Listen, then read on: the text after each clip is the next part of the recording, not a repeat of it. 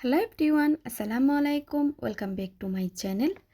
আজকের এপিসোডে আপনাদের সাথে বেসিক একটা ভ্যানিলা স্পঞ্জ কেকের রেসিপি শেয়ার করব। আর আজকের এই কেকটা আপনারা চাইলে 1.5 পাউন্ডের কেকের বেস হিসাবে ইউজ করতে পারেন। আশা করছি আজকের রেসিপিটা আপনাদের ভালো লাগবে।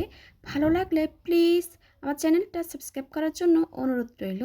সাথে থাকা বেল আইকনটি ক্লিক করবেন। চলুন তাহলে রেসিপিটি দেখে নেওয়া যাক। কেকের বেসটা তৈরি করার জন্য প্রথমে আমাদের বড় সাইজের 3টা ডিম লাগবে। ডিমগুলো রুমের স্বাভাবিক তাপমাত্রায় থাকতে হবে। এবার কুসুম আর সাদা অংশটাকে আমি আলাদা করে নিচ্ছি। এবার দিয়ে দিলাম সাদা অংশে 1/2 চা চামচ পরিমাণ হোয়াইট ভিনিগার। অনেকে এটাকে সাদা সিরকো বলে থাকে। আপনাদের কাছে যদি হোয়াইট ভিনিগারটা না থাকে তাহলে আপনারা এখানে 1/2 চা চামচ পরিমাণ লেবুর রস দিয়ে দিতে পারেন। তারপরে দিয়ে দিচ্ছি 1/2 কাপ পরিমাণ চিনি। চিনিটাকে আমি একবারে না দিয়ে 2 থেকে 3 বার দিব। তারপরে একটা ইলেকট্রিক বিটারের সাহায্যে মিডিয়াম স্পিডে বিট করে নিব। আর মিডিয়াম স্পিডটা থাকবে শুরু থেকে শেষ পর্যন্ত। আপনারা যদি হাই স্পিডে বিট করেন তাহলে ডিমের ফোমটা তাড়াতাড়ি হয়ে যাবে আর চিনিটা দানা দানা থেকে যাবে। এই জন্য কিন্তু মিডিয়াম স্পিডে বিট করে নিতে হবে। আমি একটু করে চিনি দিচ্ছি, আবারও বিট করে নিচ্ছি 2 থেকে 3 মিনিট। এভাবে করে আমি বিট করে নিব। আমি কিন্তু ভিডিওতে খুব ডিটেলস আকারে শেয়ার করি।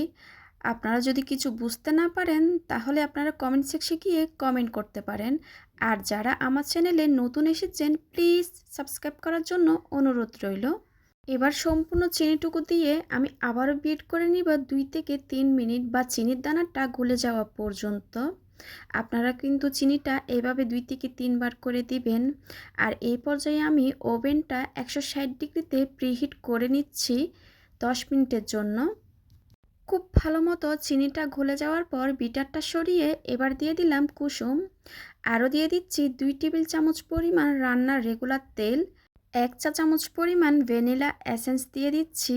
আবারও বিট করে নিব সব কিছু একত্রে ভালোভাবে মিশে যাওয়া পর্যন্ত। এটা কিন্তু ওভার বিট করা যাবে না।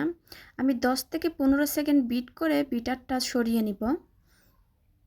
বিট করা হয়ে গেছে। এবার শুকনো উপকরণগুলো দিয়ে দিব। তার জন্য একটা ছাঁকনি নিয়ে নিলাম। ছাঁকনিতে দিয়ে দিয়েছি 1/2 কাপ পরিমাণ ময়দা। আরও দিয়ে দিলাম 2 টেবিল চামচ পরিমাণ ময়দা। এবার দিয়ে দিচ্ছি 1.5 টেবিল চামচ পরিমাণ কর্নফ্লাওয়ার। অবশ্যই কিন্তু কর্নফ্লাওয়ারটা দেওয়ার চেষ্টা করবেন। 1 টেবিল চামচ পরিমাণ গুঁড়ো দুধ দিয়ে দিলাম। 1 চা চামচ পরিমাণ বেকিং পাউডার দিয়ে দিয়েছি। 1/4 টিস্পুন পরিমাণ লবণ দিয়ে দিলাম। আপনারা কেকের বেস তৈরি করার সময় অবশ্যই কিন্তু প্যাকেটের ময়দাটা ব্যবহার করার চেষ্টা করবেন। এটা কিন্তু আমি সব সময় সব ভিডিওতে বলে থাকি। এবার শুকনো উপকরণটা আমি খুব ভালো করে চেলে নিচ্ছি। অল্প পরিমাণ শুকনো উপকরণ চেলে দেওয়ার পর একটা হ্যান্ড হুইক্সের সাহায্যে আলতো হাতে ফোল্ড করে করে মিশাচ্ছি। আপনারা কিন্তু দেখে বুঝতে পারছেন আমি কিন্তু একদিক থেকে ঘুরিয়ে ঘুরিয়ে ফোল্ড করে করে মিশিয়ে নিচ্ছি।